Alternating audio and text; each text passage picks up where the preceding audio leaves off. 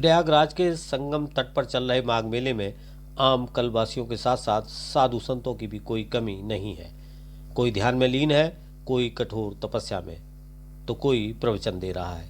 लेकिन इन सबके बीच एक संत ऐसे भी हैं जो लग्जरी गाड़ियों, स्टाइल और बयानों को लेकर चर्चा का विषय बने हुए हैं। इनका नाम है महामंडलेश्वर संतोष दास उर्फ सतुआ बाबा। भगवा वस्त्र, आंखों पर रेवेन का चश्मा और पीछे पीछे करोड़ों की गाड़ियों का काफिला। पहले 3 करोड़ की डिफेंडर, फिर 4.5 करोड़ की पोर्से और अब मर्सिडीज। इन सब की तस्वीरें सोशल मीडिया पर वायरल हो रही हैं। माघ मेले में जब बाबा का काफिला चलता है तो श्रद्धालुओं की भीड़ लग जाती है। कोई आशीर्वाद लेने आता है तो कोई लग्जरी बाबा के साथ फोटो खिंचाने।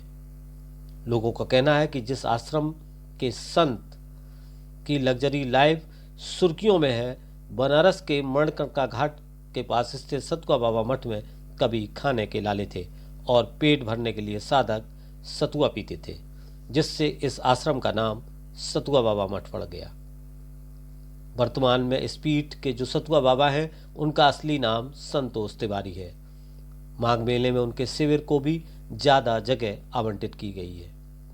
कुछ दिनों पहले एक तस्वीर वायरल हुई थी जिसमें प्रयागराज के डीएम इस शिविर में रोटी पकाते नजर आ रहे थे।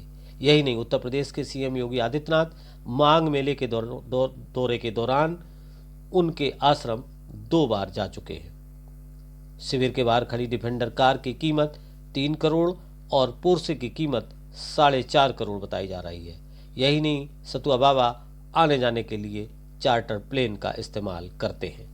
वहीं सतुआ बाबा इन गाड़ियों को श्रद्धालुओं का प्रेम कहते हैं। उनका कहना है कि गाड़ियां किसी एक व्यक्ति की नहीं बल्कि सनातन वैभव का प्रतीक है।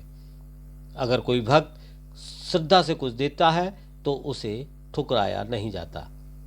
11 साल की उम्र में घर छोड़कर बैराग की राह पकड़ने वाले और महंगी गाड़ियों के स्टाइलिश चश्मा, प्राइवेट जेट्स में सफर करने वाले सतुआ बाबा महंगी गाड़ियों पर उठ रहे सवालों पर बयान देते हुए बेबाकी से कहते हैं कि विकास का भारत है, गाड़ियां आती जाती रहती हैं, गाड़ी महत्वपूर्ण नहीं है, जुड़ाव महत्वपूर्ण है। जो भारत से जुड़ेगा वही आगे बढ़ेगा। आलोचकों को जवाब देते हुए बाबा कहते हैं कि लोगों को खामखाही जलन हो रही है।